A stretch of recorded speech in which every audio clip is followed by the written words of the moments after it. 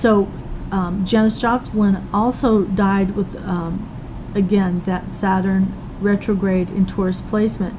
Now, they say she died of a drug overdose, but again, my feeling is that her breathing would have stopped. Like, duh. I mean, yeah, that's what happens when we die. Right. But it's almost like a kind of a sleep apnea or suffocation, which caused cardiac arrest.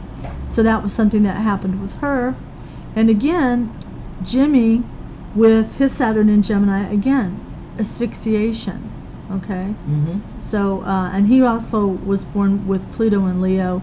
So he had upper chest respiratory weakness, possibly from drug abuse for a long time, and those things all went into his passing. And let's check out Janis while we're here. Basically, I'm saying that she died on October 3rd instead of the 4th because she actually died on the cursed degree of Scorpio at 19 degrees, which we talked about in an earlier show.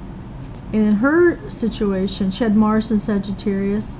That shows an inability to settle down, and that also might have like chopped all of her good relationships to the core, making her feel disconnected from so many people. Well, yeah. Well, she did have a very sad life. Emotionally. And so both Janis, Jimmy, and Jim Morrison, they all had Pluto in Leo, so it's a generational thing. They should never have been messing with the drugs because it really weakened their hearts. But along with Jimmy, Janis also had Saturn in Gemini when she was born. And her Mars was in Sagittarius, making kind of a wide opposition. So what that basically indicates, there was a huge struggle going on there. Now, I guess the most recent person that we lost due to this kind of syndrome, as we call it, 27 Club, was Amy Winehouse, who was born September 14th, 1983, and died on July 23rd, 2011. Now, what do we notice? We notice 3 of these people died in, well, actually, a couple of them died in July. Jim Morrison and Amy Winehouse died in July, and that's, you know, between Cancer and Leo. Now, Amy had Mars in Leo, which that can show a heart attack. And interesting that 3 out of these people had Mars in Scorpio. Well, Amy had Saturn at 1 degree Scorpio. And I'm going to say right now, no matter how long her life would have been, she would have been dead by now with the Saturn Scorpio placement. So pretty bad there. She had Pluto in Libra. My feeling is it's just her decision to live or not. But what we've noticed is that when Mars is in a fixed sign like Leo or Scorpio, it can really feed into this situation where a person can make really rash decisions and really not live through it, technically speaking.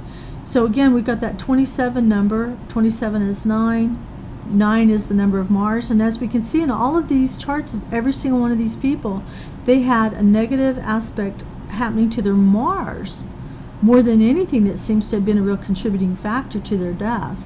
And Mars rules action. Okay? And so these actions that they did take really ruined it for them. So there are different like self-sabotaging mechanisms? Absolutely. I'm actually surprised some of these people didn't die more in car accidents, although that was more of a 50s kind of situation. Right. Maybe in a future show we'll check out some of the death charts of some other famous celebrities and see, you know, how their deaths reflected their astrological makeup. And maybe in another show too we'll check out the numerology of certain deaths that happened that maybe could have been avoided. So in other words, if these people had just stayed home and watched cartoons without a bottle of medicine or alcohol in their hands, they would probably still be here. Every single one of these people like changed the world in their own way. Like Hendrix, nobody's played the guitar like him since. No one's come close. Morrison, he's still everywhere. Yes. Kurt+Cobain, he was the voice of his generation. Amy Winehouse resonated with everybody. I mean, look at all the Grammys that she racked up, and every single one of them deserved. And Janis Joplin, I mean, she's still everywhere too. Yeah. And is this part of like the tortured artist effect? I mean, is it that the things that made them so charismatic and magical and visionary. Did that go hand in hand with the fact that they were going to live a short life? I don't really feel that, but what I do sense is that a lot of the Mars and Pluto energies of these people made their personalities a force to be reckoned with, and it's almost like their grief forced them in one way or the other, or their sadness or their emotional challenges forced them to want to live forever. And like Neil Young unfortunately said, better to burn out than fade away. Right. And what I think he really meant is like go out fast. And I don't personally believe that anyone should die young. I don't think there's any virtue in it whatsoever. It's basically like a marketing tool. I suggest it's highly overrated. And and in fact, interesting enough, as we wind up our show today, very soon after Kurt Cobain died, I was visited him in some very interesting ways, which we probably should do a whole show on. But he actually told me clairvoyantly that death is overrated. And you know what? That's not something I would have ever said myself, and I kind of had to believe it was really Kurt, because that is kind of something he would say. So, were all of these deaths? We know that Kurt was a suicide, but were these just tragic accidents, or were they subliminal suicides? Were they set themselves up unconsciously or subconsciously? That's a really good question. As far as Kurt, obviously, he wanted to go, and he made no bones about it, and it was more than one attempt on his part. Is there anything, I'm sorry to interrupt, but I'm curious, is there anything in his chart that suggests Courtney Love? Like, where is she in his chart? Well, she is born under the sign of Cancer, born July 9th. Whatever year she will lie about, we don't care, we don't know. Yeah, because there was a lot of conjecture that... Well, I'm going to tell you, she did not physically kill him. There you are, Courtney. I've tried contacting her when this all happened, but for whatever reason, she, did not want to hear about it. So he did not die at her hands, he died at his own, but I will say flat out, his absolute emotional distress over that relationship was a huge factor in why he did what he did. So if you want to say, guilty by circumstance, then you could say that, but Courtney Love did not physically kill Kurt Cobain, in my psychic opinion. And she should send me a check in the mail for that one. Because everybody's full saying that she did. Now, he had Moon in Cancer in close to his 10th house, and he was just like all over the place. He really needed her. As much as she was to blame for his emotional destruction, she actually helped him live a few more years than he even would have if he hadn't met her. Oh. And as far as Morrison, I can guarantee you he was so egotistical, he had no idea he was mortal. Okay. So, right. There you go, Jim. Jimmy, that was an accident, but he should have known better, seriously.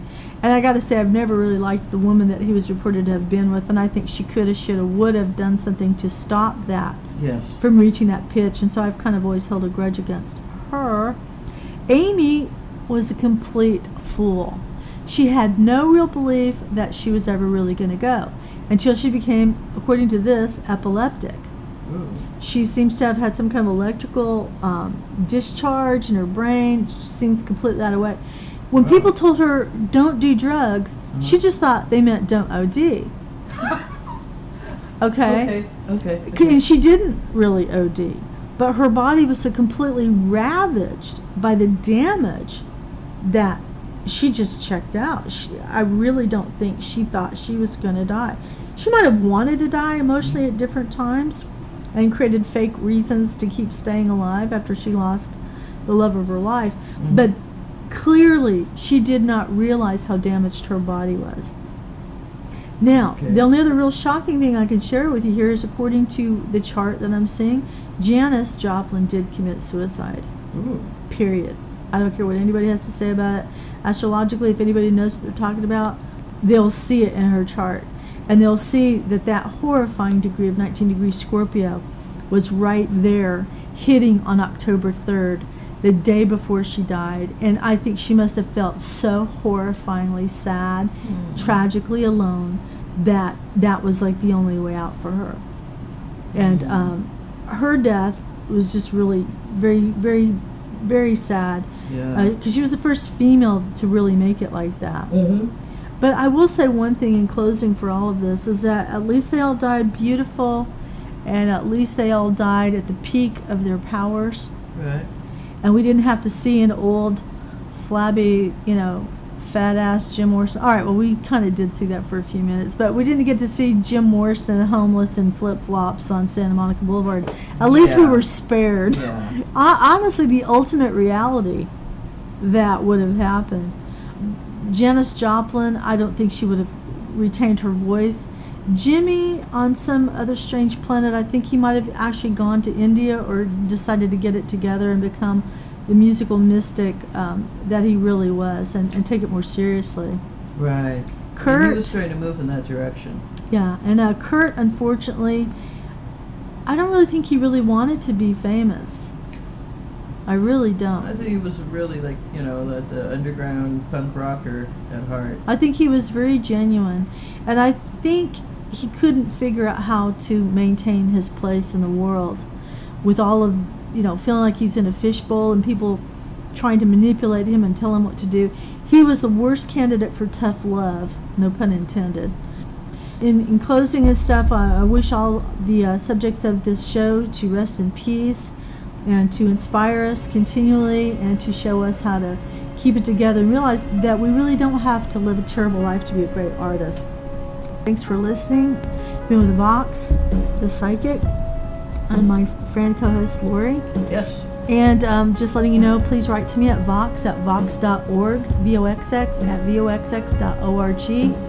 You can also reach me by phone at 323-782-0222 to call and schedule any kinds of appointments.